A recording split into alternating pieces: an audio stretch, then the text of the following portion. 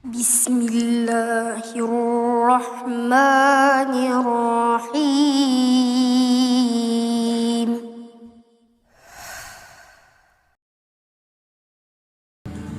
Alhamdulillah, wassalatu wassalamu ala rasulillah wa ala alihi wa sahbihi wa mawalah wa la hawla wa la quwwata illa billahi wa ba'd. Baik, kita lanjutkan kajian kita, masih melanjutkan kitab Firqatun Najiyah, dan kita masuk pada Asyirkul Asghar wa anwa'uhu, macam-macam dari syirik kecil.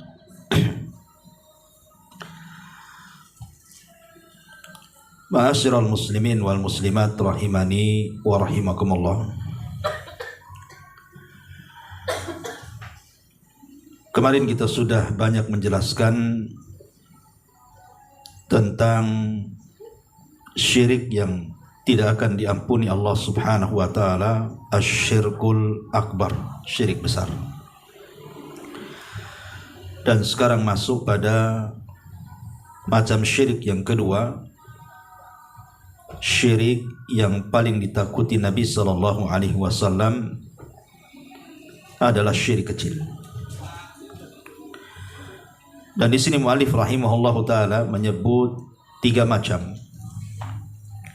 Pertama, bicara soal riya. Kemudian yang kedua, bersumpah dengan nama selain Allah Azza wa Jal. Kemudian yang ketiga, syirik yang sangat halus sekali, atau disebut dengan syirkul khafi. Baik, kita akan membahas pembahasan pertama dari macam-macam syirik kecil adalah ar-riya. Riya artinya melakukan sesuatu perbuatan ditujukan kepada makhluk. Ma'asyiral muslimin wal muslimat rahimani wa rahimakumullah. Bahaya riya ini dijelaskan baik di dalam Al-Quranul Karim, di banyak ayat dalam beberapa surat, dan juga hadis-hadis Nabi sallallahu alaihi wasallam. Di antaranya disebutkan dalam surah Al-Baqarah ayat 264. Allah Subhanahu wa taala mengatakan, ya ayyuhalladzina amanu la tubtilu sadaqatikum bil manni wal adha kalladzi yunfiku malahu ria'an nas wa la yu'minu billahi wal yawmil akhir famathaluhu kamathali safwan alaihi turab fa asabahu wabilun fatarakahu salda la yaqdiruna ala syai'im mimma kasabu wallahu la yahdil qaumal kafirin. Wahai orang-orang yang beriman, janganlah kalian merusak sedekah kalian dengan menyebut-nyebutnya ataupun menyakiti perasaan penerimanya, seperti orang yang menginfakkan hartanya karena riya, karena pamer kepada manusia, dan dia tidak beriman kepada Allah, tidak yakin dengan balasan dari Allah, dan juga tidak beriman dengan hari akhir. Perhatikan perumpamaannya. Maka perumpamaan orang itu seperti batu yang licin, yang di atasnya ada debu. Kemudian batu itu ditimpa hujan lebat, maka tinggallah batu itu licin lagi dan hilang debunya. Mereka tidak memperoleh sesuatu apapun dari apa yang mereka kerjakan, dan Allah tidak memberikan petunjuk kepada orang-orang kafir. Di sini Allah Subhanahu wa taala memberikan tahdzir, peringatan kepada orang-orang yang melakukan riya. Kemudian Allah mencontohkan seperti orang yang berinfak dengan tujuan mencari pahala, tetapi infaknya karena pamer kepada manusia, sudah tidak beriman lagi dengan Allah dan hari akhir, maka Allah Subhanahu wa taala memberikan permisalan seperti batu licin, kemudian di atas batu itu ada debu. Debu itu maksudnya pahala. Tiba-tiba kemudian turun hujan, dan hujan itu kemudian menghampas debu-debu yang ada di batu licin sampai batu itu licin kembali. Itulah amalan orang ria, sama sekali tidak mendapatkan apapun di hadapan Allah. Dalam surah An-Nisa disebutkan juga dalam ayat ke-37 atau 38. Walladzina yunfikuna amwalahum ria'an nas wala yu'minu billahi wala bil yaumil akhir wa man yakunish syaitanu lahu qarinan fasa'a qarina. Dan juga orang-orang yang menginfakkan hartanya karena pamer, karena ria, dan kepada orang lain ingin dilihat dan dipuji, dan orang-orang yang tidak beriman kepada Allah dan kepada hari kemudian, maka barang siapa yang menjadikan setan sebagai temannya, maka ketahuilah dia, setan itu adalah seburuk-buruk teman bagi dia. Maka di sini juga dijelaskan bahwa orang-orang yang ria itu berkawan dengan syaitan. Berkawan dengan syaitan, dan kalau sudah kawannya syaitan, ya setan itu seburuk-buruk manusia, seburuk-buruk makhluk yang Allah Subhanahu wa taala ciptakan untuk menggoda manusia. Karena syaitan itulah akhirnya memalingkan yang harusnya ibadah itu kepada Allah, dipalingkan oleh syaitan, disuruh mencari pujian manusia. Dan ini juga menunjukkan bahaya ria. Kemudian juga disebutkan dalam surah Al-Anfal ayat 47, ketika menceritakan orang-orang yang keluar untuk berperang bukan karena Allah tetapi karena ria. Allah katakan wala takunu kalladzina kharaju min diyarihim bataran wa ria'an nas wa yasudduna an sabilillah. Janganlah kalian seperti orang-orang yang keluar dari rumah-rumah mereka dengan menyombongkan diri dan pamer, serta berusaha untuk menghalang-halangi manusia dari jalan Allah Subhanahu wa taala. Dan ini sifatnya orang-orang munafik. Ya, sifat orang-orang munafik adalah sukaria. Makanya Allah pertegas dalam surah An-Nisa ayat 142-nya, innal munafiqina yukhadi'unallaha wa huwa khadi'uhum.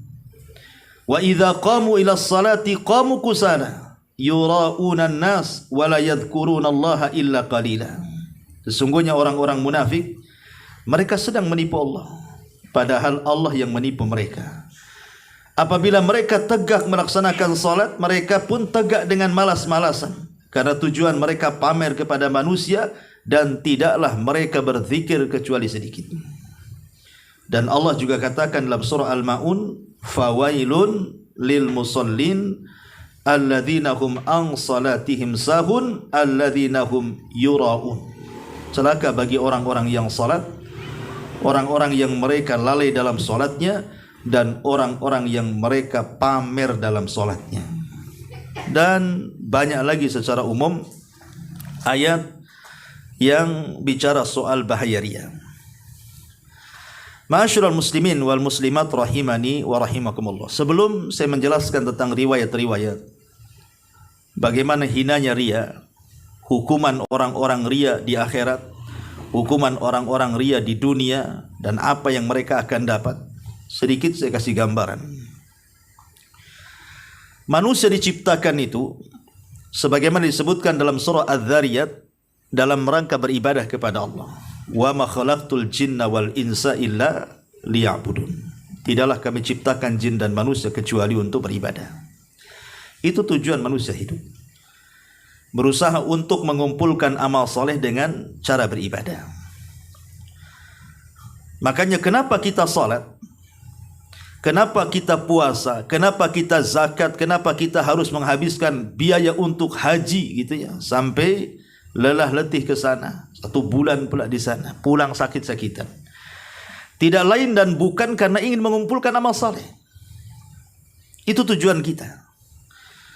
Kita hidup itu bagaimana kita kumpulkan sebanyak mungkin amal saleh yang kita akan hadapkan ke hadapan Allah Subhanahu wa taala. Makanya seorang mukmin itu tidak mungkin kenyang untuk melakukan amal saleh sampai betul-betul kedua kakinya menginjak surga. Masalahnya, ada orang-orang yang kemudian mereka secara lahiriah maksudnya secara zahir, mereka sholat, artinya kan mereka sedang mengumpulkan amal saleh. Mereka puasa, mereka sedekah, mereka silaturahim, mereka haji, bahkan mereka jihad gitu ya. Bahkan sebagian mereka mengajarkan Islam, berdakwah dan begitu seterusnya. Tapi rupanya apa yang mereka usahakan itu tidak bernilai apapun di hadapan Allah Azza wa Jalla. Karena sebuah ibadah itu ada yang bernilai sah secara ibadahnya. Sah memang ibadahnya. Tetapi di hadapan Allah tidak diterima tuh. Sah solatnya tapi tidak berpahala. Sah hajinya tapi tidak berpahala. Sah puasanya tapi tidak berpahala. Karena sah dan tidaknya sebuah ibadah itu berkaitan dengan mempersiapkan rukun-rukun dan wajib-wajib ibadah itu saja. Kalau seandainya Anda ini sudah wudu sesuai dengan wudu Nabi, gerakan-gerakannya, kemudian masuk ke ranah solat, kemudian mendatangkan rukun-rukun solat, wajib-wajib solat, bahkan sunnah-sunnah solat pun kita datangkan, secara ibadah sah solatnya, tidak perlu diulang ya. Tapi masalahnya belum tentu ibadah sah bernilai pahala. Karena berpahala dan tidaknya sebuah ibadah itu ada erat kaitan dengan permasalahan niat. Karena Rasul mengatakan dalam hadis yang masyhur yang hampir diletakkan di permulaan kitab seperti kitab Arba'in Nawawi, bahkan dalam Sahih Bukhari juga di hadis yang pertama Nabi mengatakan innamal a'malu binniyat wa innamal likulli imri'in ma nawa. Sesungguhnya amalan itu digantungkan dengan niat, dan sesungguhnya pahala dalam amal itu juga digantungkan dengan niat. Maka barang siapa yang niatnya karena Allah dan Rasulnya, dia akan mendapatkan Allah dan Rasulnya. Tapi barang siapa yang niatnya karena dunia atau wanita yang dinikahinya, yang hendak dinikahinya, maka dia akan mendapatkan apa yang diniatkan saja. Artinya bahwa ibadah yang sudah didatangkan rukun dan wajibnya itu secara ibadahnya sah-sah saja, nggak perlu diulang lagi sholatnya, nggak perlu diulang puasanya, nggak perlu diulang hajinya, karena sudah sah. Tetapi masalah pahala itu bukan bicara soal mendatangkan rukun dan wajib saja, tapi lebih daripada itu adalah niat Anda ini ibadah untuk siapa? Nah, gitu ya. Untuk Allah atau untuk selain Allah? Kalau ibadahnya untuk Allah, selain sah ibadahnya, dapat pula pahala kita. Al-jaza min jinsil amal namanya ya. Balasan itu disesuaikan dengan amalan kita. Tapi kalau tujuan ibadahnya itu bukan karena Allah, tapi diberikan kepada selain Allah hanya karena ingin dipuji, ingin sum'ah, ingin didengar orang gitu ya, ingin dikomentari orang dan begitu seterusnya, maka sebuah ibadah yang sah belum tentu dia dapat pahala. Ini poin yang perlu dipahami, bahwa niat keikhlasan itu yang paling penting dalam ibadah. Selain daripada mengikuti sunnah Nabi, ikhlas itu nomor satu ya. Ibadah itu harus karena Allah Subhanahu wa ta'ala. Taib, masyarul muslimin wal muslimat rahimani wa rahimakumullah. Nabi SAW satu hari dia datang kepada para sahabatnya. Dilihatnya para sahabat Nabi SAW sedang sibuk membicarakan soal fitnah Dajjal. Karena Nabi itu hampir di setiap waktunya mengingatkan para sahabat soal fitnah Dajjal. Terkadang bercerita di mimbar-mimbar, bercerita tentang bahayanya Dajjal. Terkadang Rasul duduk-duduk di masjid juga bercerita soal Dajjal dan begitu seterusnya, sehingga seolah-olah Dajjal itu ada di kepala sahabat. Karena hampir Setiap saat Rasul itu bicara soal Dajjal. Jadi satu hari Nabi SAW melihat para sahabat. Kemudian Rasul SAW mengatakan, apa yang kalian sedang bicarakan? Maka sahabat Nabi SAW mengatakan, nahnu natadzakarul masihad dajjal ya Rasulullah. Kami sedang berbincang-bincang soal Dajjal wahai Rasul. Seolah-olah para sahabat mengatakan, jangan salahkan kami kalau kami terus bicara Dajjal, karena engkau selalu cerita Dajjal. Bahkan dalam riwayat itu seolah-olah Dajjal itu ada di kebun kurma Madinah. Saking ketakutannya para sahabat. Maka Nabi SAW pun mengatakan, ala ukhbirukum bima huwa akhwafu alaikum indi minal masihid dajjal. Maukah ku habarkan kepada kalian, kata Rasul, sesuatu yang paling aku takutkan melebihi Dajjal. Dajjal memang aku takut akan kemunculannya kepada kalian. Sebab kalau Dajjal muncul dan aku masih hidup, aku yang akan menghadapinya. Tapi kalau seandainya Dajjal muncul, aku sudah meninggal, maka setiap manusia akan menghadapinya, dan tidak mungkin mampu menghadapi Dajjal. Tapi kata Rasul, ada perkara yang paling aku takutkan melebihi Dajjal. Kemudian Nabi SAW ditanya oleh para sahabat, qulna bala ya Rasulullah, tentu wahai Rasul, apa itu? Maka Nabi SAW mengatakan, asyirkul khafi. Asyirkul khafi an yakumar rajulu yusalli fayuzayyinu salatahu lima yara min nadhari rajulin. Kata Nabi SAW, yang paling aku takutkan adalah kesyirikan yang terselubung, kesyirikan yang samar. Ya. Kemudian Rasul mencontohkan seorang laki-laki yang berdiri sholat. Kemudian dia menghiasi sholatnya, membagus-baguskan bacaannya, membagus-baguskan gerakannya, mengindah-indahkan berdirinya, melama-lamakan ruku dan sujudnya. Pokoknya bagaimana caranya sholatnya itu dipandang manusia. Fayuzayyinu salatahu, dia pun mengindah-indah sholatnya. Lima yara min nadhari rajul, supaya dapat penghargaan manusia, dapat pujian manusia, dapat like dari manusia. Ya, Nabi SAW sampai mengatakan bahwa riya itu jauh lebih bahaya dibandingkan fitnah Dajjal. Pertanyaannya kenapa? Bukankah Dajjal itu fitnahnya dahsyat? Bahkan dalam hadis Rasul mengatakan tidak ada fitnah dari sejak Adam diciptakan sampai kiamat dibangkitkan melalui fitnah Dajjal. Tapi kenapa Rasul lebih takut kepada fitnah syirkul asghar dibandingkan fitnah Dajjal? Karena syirkul asghar yang namanya riya ini sifatnya samar-samar. Hampir semua manusia kena. Tidak ada manusia yang selamat dari syirik ini. Tidak ada manusia yang selamat. Tidak orang awam, tidak orang soleh. Semua kena. Ya. Tapi Dajjal itu makhluk yang bukan samar-samar. Nampak jelas orangnya. Tertulis di dahinya kafir. Nampak fisiknya buta sebelah. Bengkok kakinya. Nampak Dajjal itu tidak samar. Ya. Tapi riya ini perkara samar masalahnya. Awalnya baik-baik saja ikhlas karena Allah. Di tengah jalan riya pula.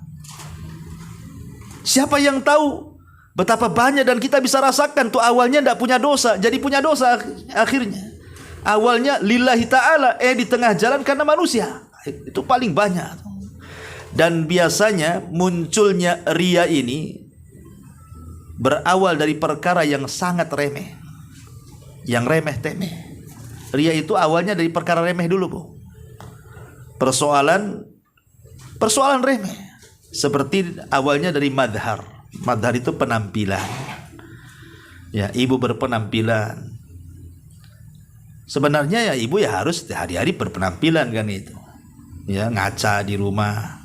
Awalnya biasa-biasa aja ngaca tuh. Gak ada masalah dengan kaca sebenarnya. Tak pecah pun kaca tuh kita ngaca. Ya. Tapi tiba-tiba setelah keluar dari rumah, mulai itu. Ya. Mulai kurang pede tuh, geser sana, geser sini. Oh, nampaknya tidak cocok nih kan itu. Coba saya tadi pakai warna ini, ya, tentu lebih cantik, ya, lebih indah. Mulai terpikir tuh, ya. aduh kenapa saya nggak pakai yang ini, jadi jelek nampaknya. Maksudnya apa? Supaya dilihat orang kan gitu ya. Itu kan awalnya dari masalah pakaian, masalah remeh-temeh, kadang-kadang masalah ucapan. Masalah ucapan, ngobrol biasa saja sebenarnya, tidak ada masalah dengan obrolan awalnya. Tapi mulailah kemudian dia membanggakan, oh iya, kemarin saya baru dari Singapura, atau dari Malaysia, Australia, ya, dan mungkin juga dari Barelang, semua udah ke Barelang kan. Udah jalan-jalan ke Singapura, cerita Singapura. Apa tujuan cerita Singapura? Nggak ditanya kok. Ya supaya orang memuji dia, oh banyak duitnya ya, rupanya bisa ke Singapura, supaya dapat pujian lah kan gitu. Kan awalnya ngobrol biasa-biasa saja, tidak ada urusan jalan-jalan ke Singapura. Kenapa pula kita yang ngomong soal itu? Kan karena ingin supaya orang tahu bahwa aku sudah ke sana gitu. Itu tujuannya apa? Ini kan perkara-perkara remeh sebenarnya. Tapi ini namanya riya juga tuh. Ya, mulai dari penampilan, dari pakaian, dari perhiasan. Ya kemarin ada viral pulang dari haji, nampain emasnya banyak. Subhanallah gitu. Apa maksudnya? Ini mau haji, mau jualan emas kan? Gitu ya. Untuk apa coba? Makanya para ulama mengatakan sekarang ini penyakit riya itu adalah penyakit yang mewabah, lebih mewabah daripada corona. Ya, sejak adanya apa? Dunia medsos. Sejak adanya dunia medsos itu subhanallah orang riya itu hampir setiap hari. Karena kalau kita lihat orang-orang yang memposting ataupun buat apa saja di medsos itu, kan kebanyakan mereka ingin dapat pujian itu, ingin dapat kedudukan, ingin dapat apa namanya like gitu ya, subscriber atau apa kan itu kan tujuannya itu tuh. Mereka buat ini bahkan berawal dari urusan-urusan dunia kan begitu ya, berakhir kepada urusan agama. Ini yang paling bahaya. Kalau riya itu sudah masuk dalam bab agama, ini paling bahaya. Kadang-kadang lagi nelpon gitu kan, kemudian sengaja ngomong, saya mau sholat dulu biar soleh katanya. Emang sementara ini nggak pernah sholat ya kan itu kan ya. Kapan dikasih tahu sholat dia? Iya, semalam itu saya nggak bisa tidur karena tahajud sampai jam 3. Kan ada cerita, nggak perlu diceritakan. Makanya dulu para sahabat dalam hadis tentang masalah 70.000 orang yang masuk surga tanpa hisab dan azab itu, saya lupa namanya, dia mengatakan, siapa yang mengetahui di antara kalian meteor jatuh tadi malam? Dia mengatakan saya, karena semalam saya tidak tidur. Kenapa? Karena saya disengat kalajengking katanya. Ya, supaya dia mengatakan tidak tidur itu supaya orang jangan nyangka dia ingin pamer dengan ibadahnya. Itu orang salaf dulu begitu. Jadi mereka jangan sampai ibadah mereka itu ketahuan, sebab kalau ketahuan itu udah cemas orang itu. Jadi ulama salaf itu kalau mereka sedekah nih, ada yang ngintip ketahuan, wah itu nggak tenang hidupnya itu. Kenapa sampai ketahuan? Ya, maka dia akan sedekah lagi.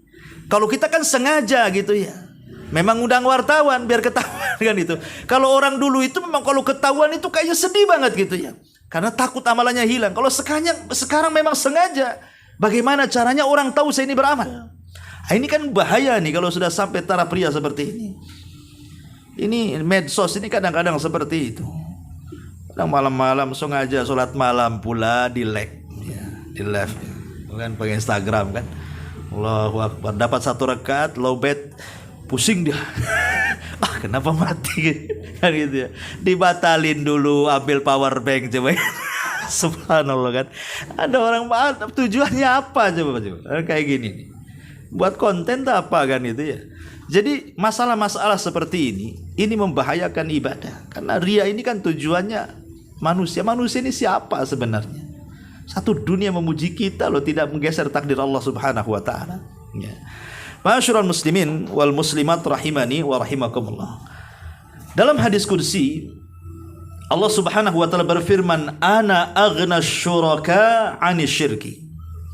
Ana aghna syuraka 'ani syirki.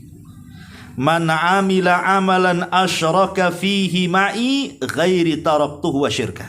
Rawahu Muslim. Saya ini, kata Allah, zat yang paling kaya dari sekutu-sekutu yang ada. Maka barang siapa yang beramal kemudian dia menyekutukan dengan amalan itu bersamaku selainku, maka ku tinggalkan dia dan kesyirikannya. Dari sini kita tahu bahwa Allah Subhanahu wa taala sama sekali tidak akan memandang secuil pun amalan yang ditujukan kepada selain Allah, walaupun kecil. Apalagi 100% dikasihkan kepada selain Allah. Seandainya separuh untuk Allah, separuh kepada selain Allah, Allah tidak akan menerimanya tuh. Padahal Allah sudah pas separuh tuh. Karena Allah itu hanya ingin disembah 100% dan tidak dibagi walaupun secuil kepada sekutu-sekutunya. Ma'asyiral muslimin yang dimuliakan Allah Azza wa Jalla. Kemudian juga kita lihat bahaya riya ini ya. Pertama kita bicara bahaya di akhirat dulu, baru kita bicara bahaya di dunia. Disebutkan di dalam sebuah hadis Nabi SAW mengatakan bahwa ma min abdin yaqumu fid dunya maqama sum'atin wa riya'in illa samma Allahu bihi ala ru'usil khalaik yaumal qiyamah. Tidaklah seorang hamba di dunia mengerjakan sum'ah dan riya, melainkan Allah akan membeberkan aib riya dan sum'ahnya di hadapan seluruh manusia pada hari kiamat. Apa bedanya sum'ah dengan riya? Saya jelaskan dulu. Kalau sum'ah itu Anda merasa lezat kalau seandainya amalan Anda ini didengar orang. Jadi kalau kita beramal, kemudian amalan kita ini didengar orang, ya, kemudian orang yang mendengar amalan kita ini memuji kita, rasanya telinga kita ini sedap banget, enak gitu, ya. Enak sekali kalau ada orang yang memuji, telinga kita nih merasa sedap. Tapi kalau riya itu menampakkan amalan bukan ingin didengar tapi dilihat. Kalau sum'ah itu kan ingin didengar, kalau riya itu ingin dilihat. Ya sebenarnya sama juga, intinya mendapatkan pujian kan gitu, cuman wasilah berbeda. Kalau sum'ah itu ingin didengar, kalau riya itu ingin dilihat. Contoh yang sederhana lah yang sering saya contohkan kepada ibu bapak yang dimuliakan Allah Azza wa Jalla. Seperti pamannya ibu ini nyumbang ke pesantren saya, ke Jabal Uhud, ya, kemudian ngomong, Ustadz jangan dikasih tahu dari saya ya, tapi untuk laporan tidak usah. Gimana kalau hamba Allah saja? Tidak perlu, saya lillahi ta'ala, terserah Ustadz lah untuk pembangunan. Kan bagus tuh. Berarti yang tahu hanya saya dengan ibu aja yang nyumbang tuh, nggak ada yang tahu kan gitu. Karena ibu bilang ditulis hamba Allah tak mau, mau dibuat kwitansi pun tak mau, betul-betul diserahkan lillahi ta'ala. Yang tahu hanya ibu, saya dan Allah saja. Masalahnya kemudian teman ibu datang, sama-sama nyumbang ke Jabal Uhud. Kemudian saya ngomong, kenal enggak dengan Ummu si Anu tuh? Oh itu tetangga saya. Kemudian saya katakan, Masya Allah, dia tiap bulan datang loh nyumbang ke sini. Enggak mau disebut nama, enggak mau ditulis, enggak mau dikasih kwitansi. Ikhlas luar biasa ibu itu kan. Akhirnya kemudian kawannya mengatakan, oh iya betul ya. Pulanglah kawannya, bertamu sama ibu. Tadi saya ketemu Abu Merah katanya. Masya Allah anti ini memang banyak kali nyumbang ke Jabal Uhud ini. Kenapa nggak ngomong-ngomong biar kita sama-sama? Ya. Kalau sampai di sini ibu tolak, itu nggak benar Abu Merah itu, ibu selamat. Kalau ibu katakan begitu ya, itu nggak benar Abu Merah itu, nggak pernah saya nyumbang ke Jabal Uhud, mana ada itu dia aja pandai-pandai ngomong. Ya. Kalau sampai di sini ibu tolak, ini tidak benar, ibu tetap menjaga keikhlasan. Tapi kalau ibu kejar pertanyaannya, itu yang jadi masalah. Kapan berjumpa dengan Abu Humairah? Mulai nanya dia. Kemarin saya ke Jabal Uhud, Abu Humairah ngomong apa? Mulai dikejar-kejar lah itu. Ini kalau udah ngejar-ngejar, itu waktu Abu Humairah ngomong ada Ustaz Soleh nggak di situ? Ini mulai ini. Ada berapa orang? Terus dikejar sama dia pertanyaan tuh. Kenapa? Karena setiap jawaban sedap tuh, sedap terus. Itu namanya sum'ah. Ya ini bukan riya, ini sum'ah namanya. Dia sedap, dia dikejar pertanyaan itu supaya dia terus mendengar pujian. Ini bahaya. Namanya sum'ah. Ya. Beda dengan riya. Kalau ria itu memang ingin dilihat orang, terang-terangan dia ingin dilihat orang. Ya, seperti yang sering saya contohkan, ada orang dia kepancing gitu kan, nyumbang, bilang saja nama ibu boleh ditulis, jangan, hamba Allah saja katanya. Oke, setiap nyumbang hamba Allah, setiap nyumbang hamba Allah. Jadi satu papan itu pengumuman infak itu ada mungkin 20 nama hamba Allah itu, tapi satu orang. Akhirnya kemudian tetangganya nyeletuk, anti ini kaya, usaha lancar, tak nampak pula nyumbang ke masjid. Ya. Apa kata ibu? Kau lihat di papan pengumuman tuh, 20 hamba Allah itu siapa itu? Nah, itu saya loh itu. Itu ria tuh. Itu bukan sum'ah, itu ria namanya. Ya, karena ingin dilihat. Nah, itulah bedanya ria dengan sum'ah. Tapi dua-duanya syirik kecil, tidak boleh. Dua-duanya pamer supaya diketahui kebaikannya sehingga dapat pujian. Inilah yang kemudian Nabi SAW mengatakan, tidaklah seorang hamba di dunia, ma min abdin yakumu fid dunya maqama sum'ati wa riya'in, mengerjakan sum'ah dan ria, illa samma Allahu bi ala ru'usil khalaiki yaumal qiyamah, kecuali Allah akan beberkan aibnya dan sum'ahnya di hadapan seluruh manusia pada hari kiamat. Al-Imam Al-Hafidh Ibn Hajar rahimahullahu ta'ala dalam kitabnya Fathul Bari memberikan catatan makna hadis ini, apa maksudnya, bahwa Allah akan membeberkan aibnya pada hari kiamat gara-gara ria dan sum'ah itu. Kata beliau ada dua makna. Makna yang pertama, artinya seandainya seseorang itu mengesankan bahwa dia telah melakukan satu amal soleh, tapi sebenarnya dia tidak melakukannya, cuman mengesankan saja. Contoh umpamanya,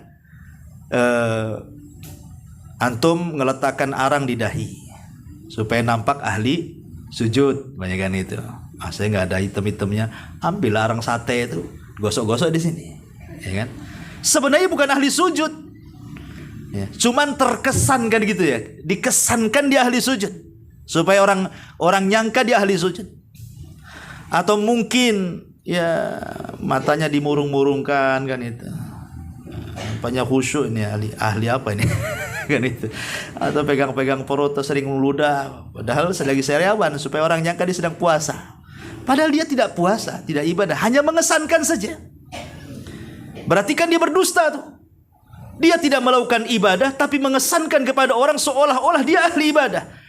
Orang ini akan dibongkar aibnya pada hari kiamat, bahwa orang ini para pendusta. Ini makna yang pertama, ya. Makna yang kedua, bahwa ada orang-orang yang kalau tadi kan mengesankan sebuah ibadah padahal tidak ibadah.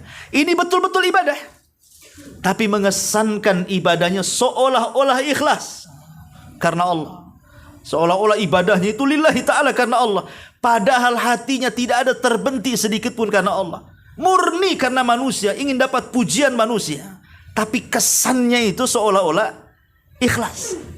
Ya, ibu sedekah, saya ikhlas loh, ambil aja. Kan kesannya ikhlas kan, dia ngomong ikhlas malahnya kan.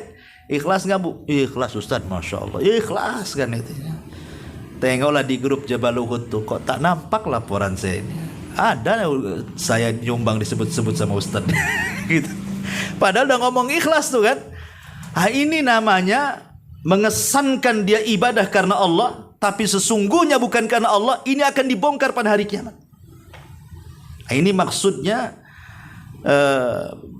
Nabi SAW tadi, ma min abdin yakumu fid dunya maqama sum'ati wa riya'in illa samma Allahu bihi ala ru'usil khalaiki yaumal qiyamah. Tidaklah seorang hamba di dunia mengerjakan sum'ah atau riya, melainkan Allah akan membeberkan aibnya, riya dan sum'ahnya di hadapan Allah, di hadapan khalayak manusia pada hari kiamat. Dan ini sangat malu sekali. Karena begini ya, kalau kita bercerita sedikit tentang hari kiamat di padang mahsyar, manusia itu memiliki beberapa catatan. Ada yang disebut dengan catatan umum. Catatan umum maksudnya setiap para nabi dan umatnya itu diletakkan di satu catatan. Umpamanya Nuh dan kaumnya diletakkan di satu catatan. Ibrahim dan kaumnya, Syuaib dan kaumnya, Saleh dan kaumnya, dan semua para nabi, termasuk Rasul kita Muhammad SAW dan seluruh umatnya, diletakkan di satu catatan. Jadi satu catatan itu ya ada Abu Bakarnya, ada Umarnya, ada Utsmannya, ada para sahabatnya, ada para tabi'innya, ada para imam madhabnya, termasuk kita masuk di situ. Ya, ini catatan besar namanya. Tapi ada juga catatan khusus di mana masing-masing orang itu punya catatan. Yang jadi masalah ketika manusia dikumpulkan kemudian dibacakan catatan umum itu. Di mana Abu Bakar ini amalannya, ini jihadnya, ini sedekahnya, ini macam ini Umar, ini Utsman, ini sahabat. Nah, tentu mereka orang-orang baik. Pas giliran kita, rupanya kita dibacakan amalnya tapi ria, ini dusta orang ini sok-sok ikhlas tapi enggak, macam-macam dibongkar itu. La takhfa minhu khafiyah. Tidak mungkin ada yang tersembunyi di hadapan Allah. Dan disitulah rasa malu yang luar biasa yang kita akan dapati di hadapan manusia. Jangankan di hadapan manusia seramai itu. Seandainya di tengah-tengah ibu pengajian saja yang jumlah orang tidak banyak, adalah seseorang itu tahu aib kita, malunya luar biasa. Padahal hanya diketahui jemaah pengajian, besoknya nggak ngaji lagi tuh. Malu kan itu. Umpamanya dia ngambil uang kawannya gitu ya. Pas pula di pengajian ketahuan ada CCTV. Mulai disebar di medsos mamanya, di grup pengajian saja.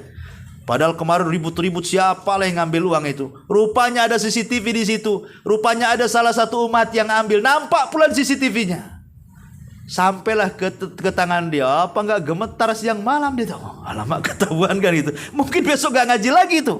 Itu hanya sebatas orang pengajian. Ini pada hari kiamat yang kumpul itu ribuan manusia. Dari mulai sahabat Rasul sampai yang terakhir mati kan itu. Kita dipermalukan di hadapan manusia seperti itu. Mana enggak malu? Ya.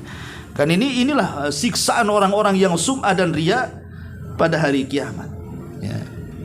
Ma'asyiral muslimin wal muslimat rahimani wa rahimakumullah. Kemudian Nabi SAW juga mengatakan, man samma asamma Allahu bihi wa man yura'i yura'illahu bihi. Barang siapa yang memperdengarkan, maka Allah akan memperdengarkan tentangnya, dan barang siapa yang memperlihatkan, maksudnya riya, maka Allah pun akan memperlihatkan tentang aib-aibnya. Nah, ini juga kurang lebih. Ini satu siksa, betul-betul dipermalukan di hadapan manusia. Maka siksa yang kedua lebih daripada itu.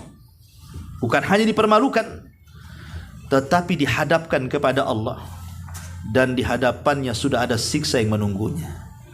Karena orang yang riya itu adalah orang yang pertama disentuh api neraka.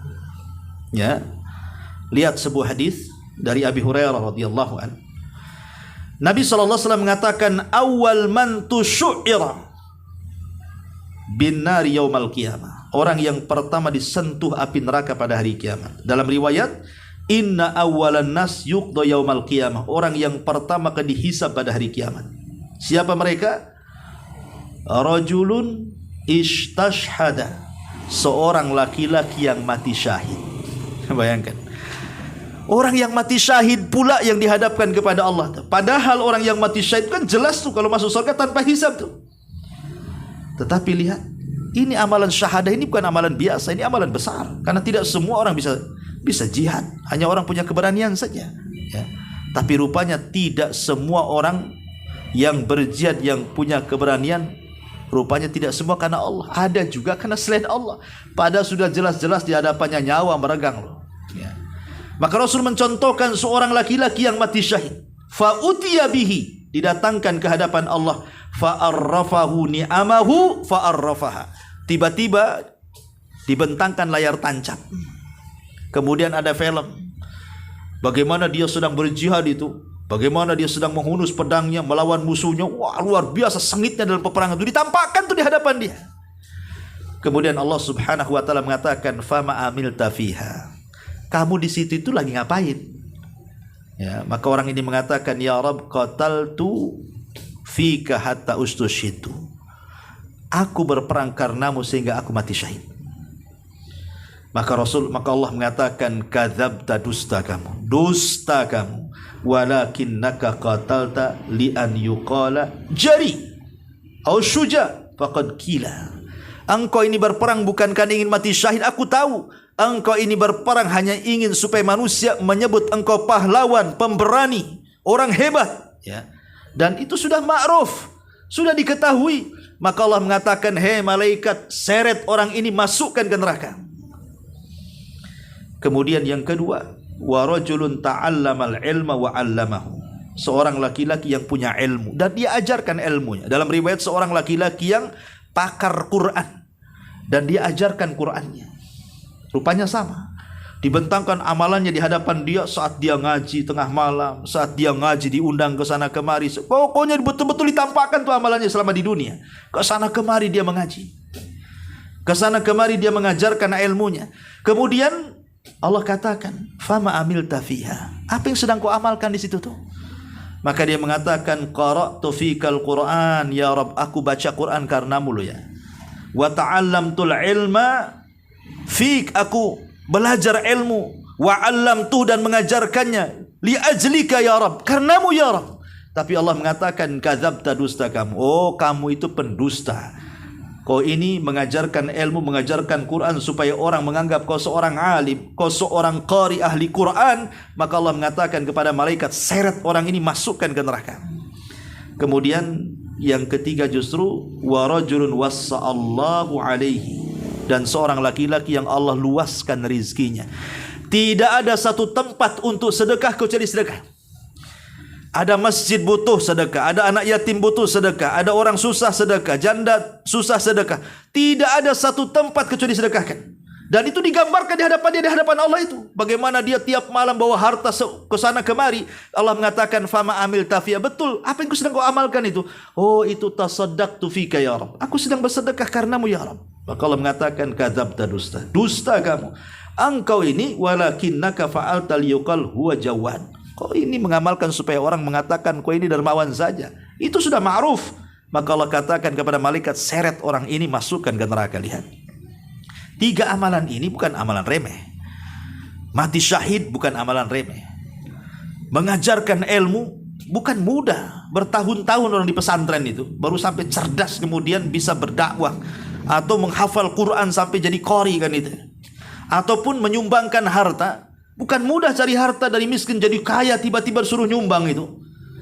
Tetapi ada orang-orang itu yang ketika mereka berperang, ketika mereka mengajarkan Quran, ketika mereka bersedekah, bukan karena Allah tapi karena selain Allah. Ini yang jadi masalah. Makanya hukuman yang kedua di akhirat, selain dipermalukan di hadapan manusia aibnya, kedua juga dia orang yang pertama disentuh api neraka. Naudzubillah. Ini hukuman di mana? Di akhirat. Ya. Bagaimana hukuman di dunia? Ya. Ma'asyiral muslimin wal muslimat rahimani wa rahimakumullah. Sebenarnya orang yang beramal kepada manusia itu, kalau seandainya kita mau merenunglah sedikit kan, manusia ini adalah makhluk yang sangat lemah. Artinya Allah subhanahu wa ta'ala itu makhluk yang sangat kuat. Masa seseorang itu mengharap pujian dari makhluk yang sangat lemah, sementara meninggalkan makhluk yang sangat kuat? Yang selama ini Allah yang kasih rizki kita, yang selama ini Allah yang kasih nikmat kepada kita, manusia itu tidak mampu memberikan apapun kepada kita, walaupun mereka berkumpul satu dunia sekalipun. Makanya ada hadis yang mengatakan, kalau seandainya satu dunia datang untuk memberikan manfaat kepadamu, tapi tidak dicatat di Lauhil Mahfuz, tidak akan sampai manfaat kepadamu. Sebagaimana kalau seluruh manusia mengirim madarat kepadamu, tapi madarat itu tidak dicatat di Lauhil Mahfuz, tidak akan sampai madarat itu kepadamu. Artinya yang menentukan segala-galanya Allah, bukan manusia. Dari sini menunjukkan manusia itu makhluk yang lemah. Lah, kita sudah tahu makhluk yang lemah, kenapa kita harap pujian? Kita mengharapkan pujiannya. Yang lebih parah lagi, ternyata manusia yang kita harapkan pujiannya rupanya tidak lebih mulia daripada kita yang beramal. Sebenarnya kita lebih mulia dibandingkan dia, tapi kita mengharap pujian dia, kan aneh gitu. Ya, dan ini kadang-kadang tidak masuk di akal gitu. Pertama, ma'asyiral muslimin yang dimuliakan Allah Azza wa Jalla, biasanya orang ria, hukuman di dunia ini, pasti hidupnya akan gelisah. Orang yang ria itu tidak akan bahagia. tidak akan tenang. Hidupnya gelisah, gundah gulana, stres. Kenapa? Karena amalan yang dikerjakannya itu hanya murni mencari pujian orang saja. Sehingga kalau tidak dapat pujian, stres dia. Kan stres tuh, ya kan?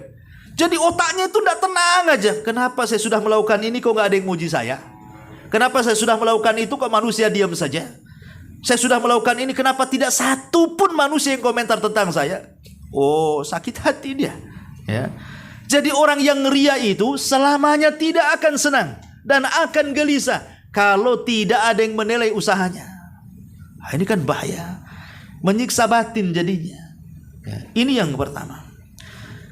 Yang kedua, anggaplah sekarang, taruhlah ya, ada yang memuji. Kalau tadi kan sama sekali nggak ada yang memuji nih. Anggaplah ada yang memuji. Tapi walaupun ada yang memuji, terkadang pujiannya kurang, itu pun masih sakit hati. Tadi kan sudah betul tuh sakitnya dalam kali itu. Ini betul-betul ada yang muji 1-2, tapi tidak sesuai harapannya, tetap juga masih sakit tuh. Saya loh sudah berusaha, kok masih juga nggak dapat nilai. Adalah orang yang komentar 1-2, buat apa kan itu? Seperti ibu nyumbang susah 10 juta. Kemudian jawaban saya, syukran jazakillah khairan.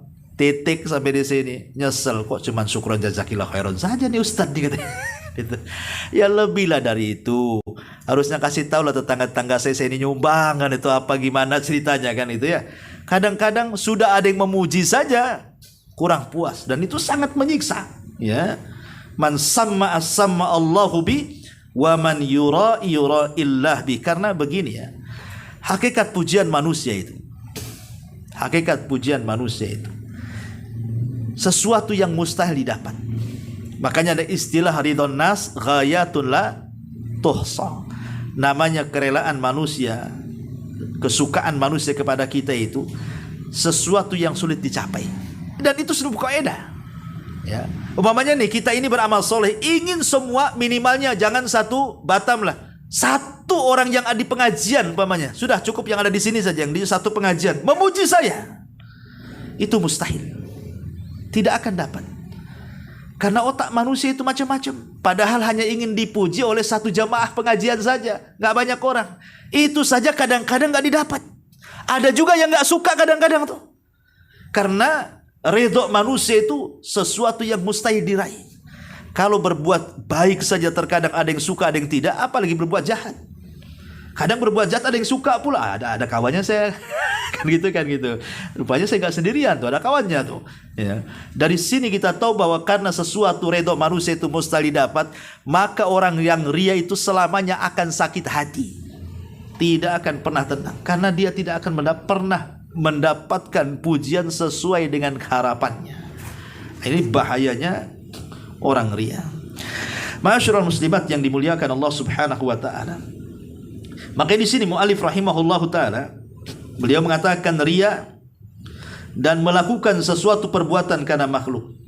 Seperti seorang muslim yang beramal dan salat karena Allah, tetapi ia melakukan salat dan amalannya dengan baik agar dipuji manusia. Allah Subhanahu wa taala berfirman, "Faman kana yarji liqa'a rabbih falyamal amalan salihan wa la yusyrik bi ibadati rabbih ahada." Barang siapa yang mengharap perjumpaan dengan Tuhannya, maka hendaklah dia mengerjakan amal saleh dan janganlah ia mempersekutukan seseorang pun dalam ibadah kepada Tuhannya. Kemudian Rasul bersabda, "Inna akhwafa ma akhafu alaikum asyirkul asghar." Ar-riya. Yaqulullahu yaumal qiyamah, "Idza jazan nasu bi a'malihim idhabu ila alladhina turauna fid dunya fangduru hal tajiduna indahum jaza." Rawahu Ahmad. Sesungguhnya yang paling aku khawatirkan atas kalian adalah syirik kecil, maksudnya ria. Pada hari kiamat ketika Allah memberi balasan kepada manusia atas perbuatannya, maka Allah akan katakan, "Pergilah kalian, hei orang-orang ria, kepada orang-orang yang kalian tunjukkan amalanmu kepada mereka di dunia. Lihat apa yang kau dapat balasan dari sisi mereka, dari orang-orang yang kau harap pujiannya." Jadi Allah berlepas diri dari orang ria itu. Seolah-olah gini nanti pada hari kiamat, Bu. Ibu yang sudah merasa sholat, merasa puasa, merasa haji, merasa apa kan, sudah merasa tuh. Sehingga dia datang kepada Allah, ya Allah, aku sudah sholat untukmu, aku sudah puasa untukmu, aku sudah zakat untukmu, silaturahim untukmu, bla bla bla, macam-macam dari ibadah. Ya, kata Allah, apa maksud kalian? Kalian sholatlah bukan untukku, kalian puasa bukan karenaku, kalian sedekah bukan karena tujuan mengharap pahalaku. Kalian kan sholat sedekah karena mereka ini. Nah, karena ingin mendapatkan dari mereka ini. Sekarang kalian pergi kepada mereka itu. Ambil balasan dari mereka. Jangan ambil balasan dari aku. Seolah-olah Allah ingin katakan seperti itu. Kira-kira orang-orang yang kita harap pujiannya di dunia akan memberikan balasan pada hari kiamat? Mustahil. Mereka sendiri mencari pahala untuk menyelamatkan diri mereka di hadapan Allah Azza wa Jalla. Ini kan ngeri sekali. Ya. Makanya kalau kita lihat bercermin, sebenarnya penyakit ria ini adalah penyakit yang sangat bahaya. Dan orang yang berusaha untuk menghilangkan ria itu salah satu kategori daripada jihadun nafsi. Dia sedang berjihad melawan hawa nafsunya. Jadi kalau dia berhasil menghilangkan ria, kemudian beramal karena Allah Subhanahu wa taala, berarti dia akan dapat dua pahala tuh. Pahala menghilangkan rianya dan pahala jihadnya. Ya. Dan itu sebesar-besar jihad, melebihi jihad daripada pedang. Lihat tadi orang yang mati syahid, dimasukkan ke neraka kan? Jelas-jelas dia mengangkat pedang. Jelas-jelas dia mati syahid secara zahir. Tapi Allah katakan, hei malaikat, seret dia ke neraka. Karena dia mati syahid bukan karena aku, tapi karena ingin disebut pahlawan. Berarti jihad melawan ria itu lebih besar dibandingkan jihad mengangkat dengan pedang. Ya, karena memang melawan ria ini bukan perkara mudah. Kita lihat bagaimana keajaiban-keajaiban ikhlas yang dilakukan para ulama salaf, ya. Biar kita tahu bagaimana mereka itu berusaha menjaga amalannya supaya mereka tidak ria. Salah satu yang sering saya ceritakan kepada antum semuanya dan juga para ummahat adalah kisah daripada Ali ibn Husain. Ali ibn Husain atau dikenal dengan Zainul Abidin, satu-satunya yang hidup dari keturunan Husain di Karbala. Semua putra-putra Husain itu meninggal di Karbala kecuali Ali ibn Husain atau dikenal dengan Zainul Abidin, yang hidup. Karena ketika itu dia sedang sakit di tenda. Jadi melihat saudara-saudaranya dibantai, ya. Ali bin Hasan ini termasuk ayahnya juga dibantai, Husain ibnu Ali. Dia pengen juga mengangkat senjata, tapi karena nggak sakit, dia nggak sanggup mengangkat pedang pun tak sanggup karena dia sedang sakit. Ya. Makanya kemudian oleh saudaranya Husain ini namanya Fatimah. Ada mengatakan Zainab kalau nggak salah. Ya. Kemudian dibopong, maksudnya mau dihantar ke medan peperangan. Husain nampak ketika itu dan meminta kepada Zainab untuk diselamatkan anaknya ini. Biarlah dia satu-satunya yang hidup, selamatkan dia. Akhirnya diselamatkan sama bibi-bibinya tuh. Dari situlah dia selamat. Jadi satu-satunya keturunan Husain yang selamat dari kalangan laki-laki itu hanyalah Ali bin Husain atau dikenal dengan Zainul Abidin. Maka siapapun yang mengaku Habib, keturunan Nabi dari jalur Husain, harus lewat nasabnya Zainul Abidin. Karena cuma satu dia saja yang selamat masalahnya. Tapi kalau Hasan itu tinggal dua orang. Jadi kalau mengaku turunan Nabi dari jalur Hasan, maka harus lewat dua anak putranya. Kalau dari Husain cuma satu, ya. Husain ibn Ali Zainul Abidin. Zainul Abidin ini memang Allah Subhanahu wa taala karuniakan rizki yang luas. Rizki yang luas di Madinah itu. Sehingga dengan rizki yang luas itu dia bisa bersedekah. Tapi masalahnya sedekahnya aneh. Ali bin Husain ini jam 1, jam 2 malam dia keluar ngangkut gandum sendirian, nggak ada yang tahu.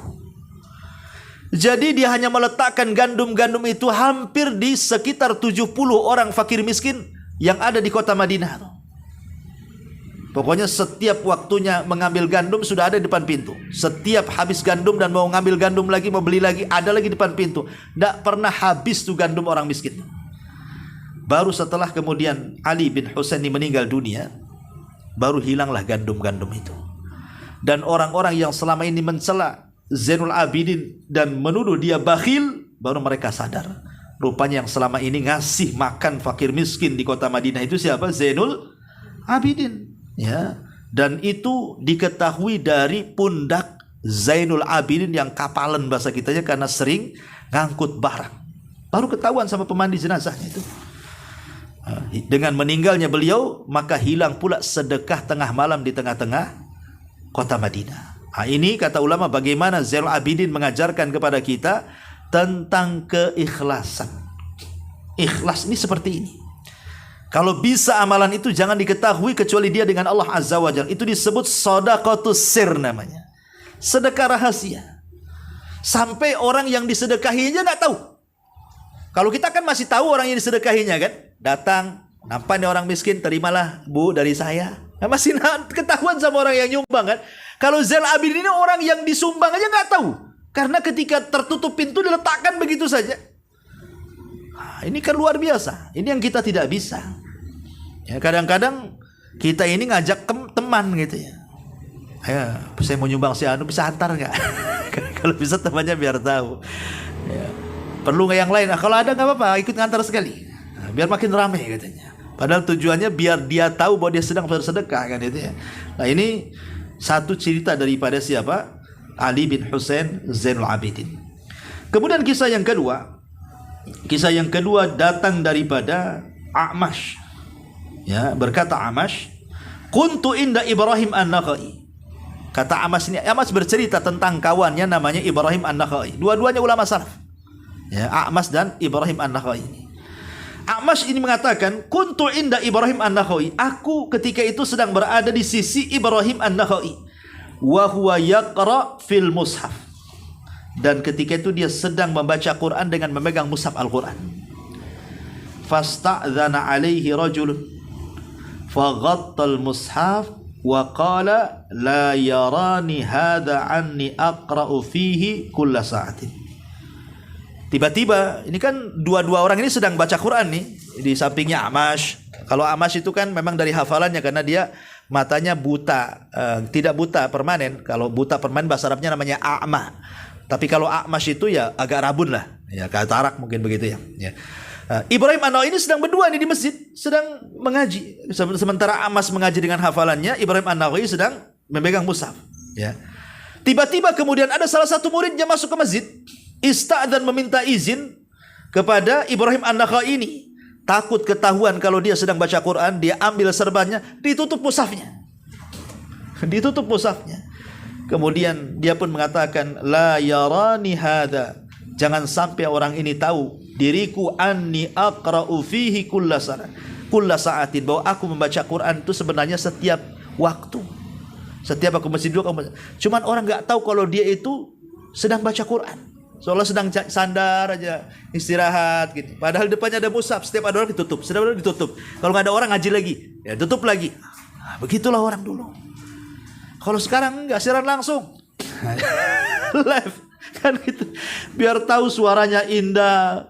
Sengaja kan, coba lihat. Kadang-kadang saya lihat di medsos ini, kadang-kadang ada perempuan sudah tidak pakai auratnya nampak, ngaji pula dengan suara indah, kemudian ditulis itu suara paling indah satu dunia. Ya biasalah kan, biasa tema judul di medsos kadang-kadang ngagetin orang kan Bu. Seperti orang mancing dapat ikan paus, rupanya ikan lele yang dapat kan. Sudah ditengokin, mana pausnya, lele yang dapat dia kan. Hanya judulnya itu kan ngelabui orang tuh, supaya orang bisa nonton kan. Ya, berdusta dia.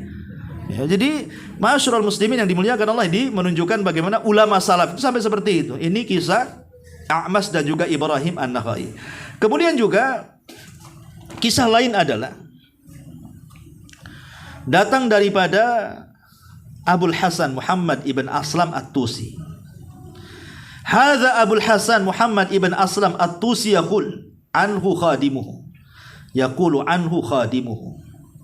Abu Abdullah kana Muhammad yadkhulu baitan wa yughlaqu babuhu wa yadkhulu ma'ahu kuzan min ma'in falam adri ma yasna hatta sami'tu ibnan saghiran lahu yabki buka'ahu fanahathu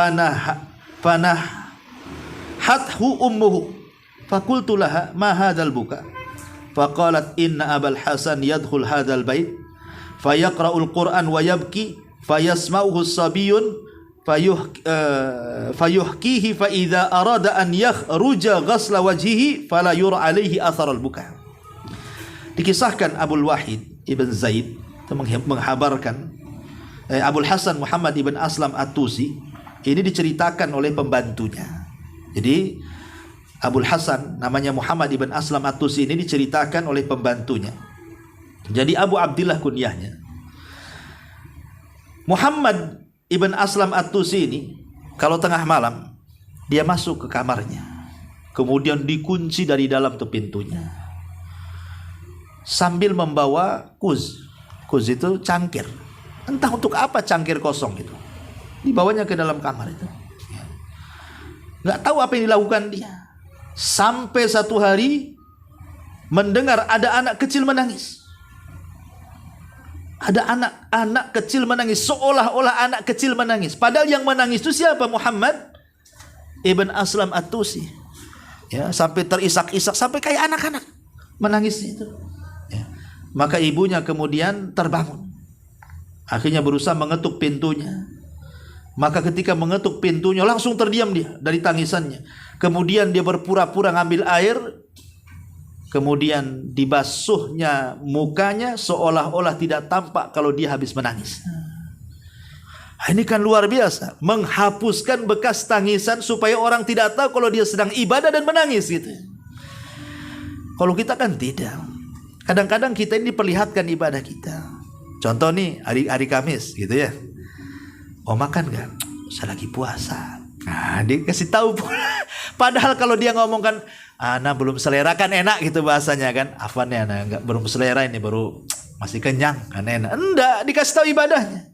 Saya lagi puasa. Kebetulan saya sudah setahun. Nah dibilang setahun. Senin Kamis kata. 1 tahunnya disebutkan Senin Kamis. Insya Allah tahun depan itu puasa Daud. Disebutkan lagi tahun depannya itu loh. Rencananya itu. Supaya apa maksudnya itu? Dikasih tahu lagi.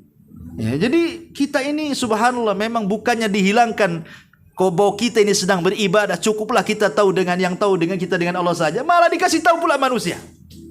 Nah, ini juga hati-hati ya. Ini juga masuk pada masalah riya gitu ya.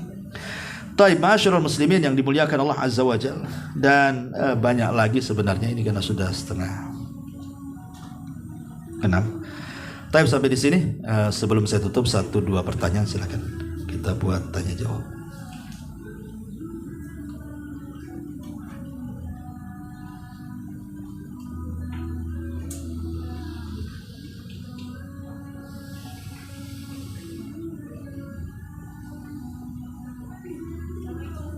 Iya.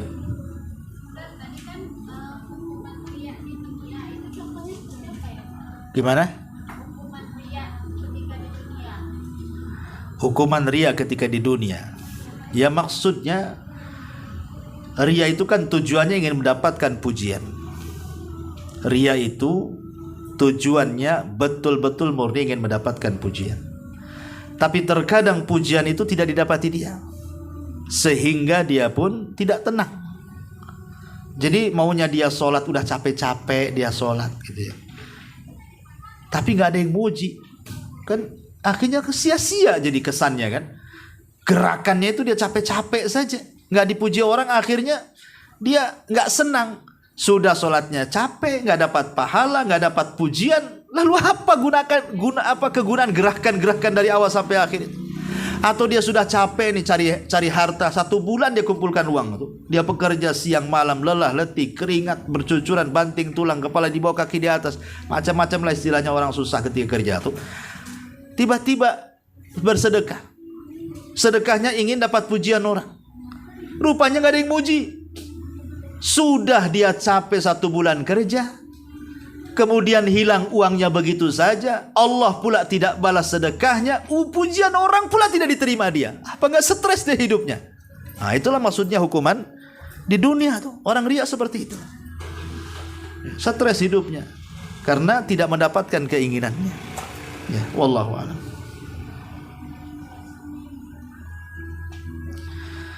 Ya, saya kira cukup sampai di sini. Mudah-mudahan ada manfaatnya. Subhanaka wa bihamdika asyhadu an la ilaha illa anta astaghfiruka wa atubu ilaik. Allahu ta'ala. Assalamualaikum warahmatullahi wabarakatuh.